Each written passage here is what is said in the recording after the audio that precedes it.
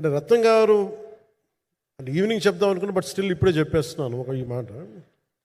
త్రివిక్రమ్ గారు రాసిన ఒక డైలాగు అజ్ఞాతవాసిలో, ఒక చిన్నపాటి సౌకర్యం కోసం, ఇక్కడ మీరు కూర్చున్న ఒక చిన్నపాటి కుర్చీ కోసం ఒక యుద్ధమే చేయాల్సి వస్తుంది.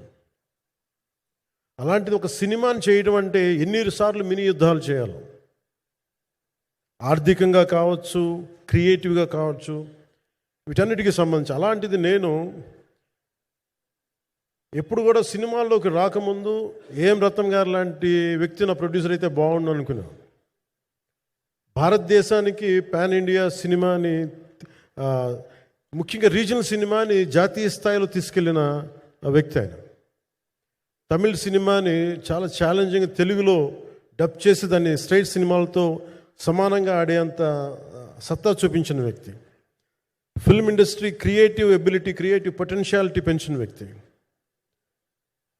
ఈ సినిమా చాలా ఒడిదుడుకులు ఎదుర్కొంది, 2 కరోనా పరిస్థితులు ఎదుర్కొంది.